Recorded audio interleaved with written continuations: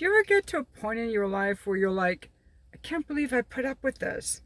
It's not necessarily just women who went through like an abusive relationship and finally left, and we were always saying, why is she staying? Or maybe someone who had a really bad habit like alcoholism or smoking, and then one day they decided they were just going to stop. Or maybe you were married to someone who was avoidant or neglectful. And even could be family members. And I got to a point in my life where I really started requiring more of people. And I'm speaking of my family, my ex-husband. They're all good people, but they were either avoidant or disrespectful of boundaries. They didn't delight in me and appreciate me. They didn't have good communication repair skills. They didn't have good relational skills. But at the time, I felt very happy in those relationships to more or less extent. I had to diminish parts of myself. And it got me to thinking, like, what happened in me to wake me up? And I think that we go through life often thinking that this is all there is, or being so used to it. Almost like, you know how babies are in a hypnotic state? I think that we can go through life in a hypnotic state, kind of like thinking that's all there is. Like you might have a job that isn't really satisfying, and you just work for the weekend or work till your retirement because you think that's all there is. No one else will hire you. There are no other opportunities. You could never start your own business. And maybe that's true, but maybe people just think that's all there is. I think about how when I was married, and I'm not saying that I was a perfect wife or anything, but I was married to someone who was very avoidant and who couldn't delight in me, especially sexually, kept pushing me away. He just liked to use me as an ejaculation device for his quickies. And I stayed in that relationship for a long time, 25 years actually, because there were so many other aspects of it that I liked. But when it came to the quickies, I never considered that this was just inappropriate, that other men would treat me better, even though I had boyfriends before him. I just thought this was it. There is. I'm married. I'm in it. Almost like I was hypnotized into my marriage story, my marriage narrative. And like I said, he was a good father and all that, but he was avoidant. He didn't like to deal with things. And it's kind of the same with some of my family, my siblings. But for so many years, I was like the peacemaker in the family, the one that everyone came to. I was the stable one, and I was there as the giver. I didn't expect anything from anyone else because I was the strong one. I was the giver. And after, my divorce, and I started having to work a lot on myself as well, I had to learn to be a better listener. I had to learn about boundaries. I saw how other men, even in hookups, treated me better. And I started expanding how I want to show up for people and also how I expect people to show up for me. I started noticing this very strange, rude behavior on dating apps called being avoidant, like non-responsive ghosting, which I was not used to at all, which I found really damaging to my heart.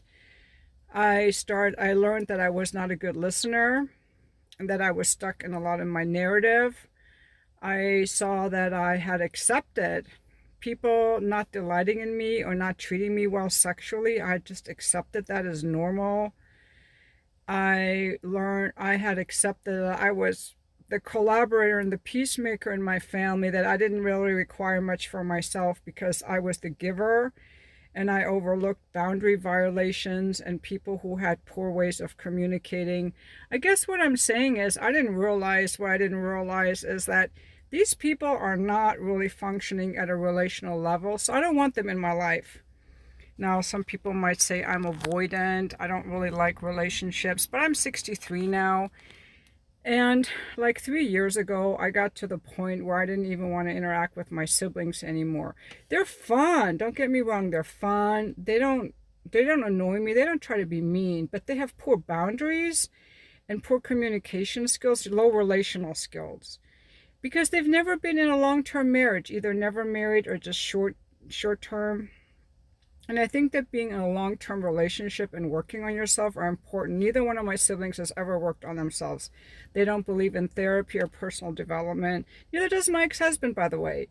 So I guess what I'm trying to say is that I was kind of in a hypnotic state and not realizing that I was accepting low quality behavior. And I think a lot of younger people do because they love their friends and they need their friends. But I was willing to just walk away and rather be alone than be in these relationships of low functional value, because to me, I would rather be alone than be with low functioning people. Now, not everyone feels that way. I think people who have a lot of friends either have really easygoing friends or they don't really care about relational stuff. I'm not really sure. And I just kind of got to the point as I got older that I would rather be alone. There's another friend I had that I ended the friendship with a year or so ago. She was so much fun. Oh my God, she was a great instigator. We had great phone calls. She was super fun to go out with. A couple friends like that. But they had some serious issues that I just didn't want to, I just had to end the friendship. And so, like people can be fun, but then they come with all these other flaws that I'm not okay with. And I would just rather be alone at this point. I think that younger people are more in a people-pleasing mode and maybe not as independent and confident in themselves. So my idea for this video was to talk about how we go through life with a narrative or in a hypnotic state, thinking this is all there is, not knowing we could be treated better.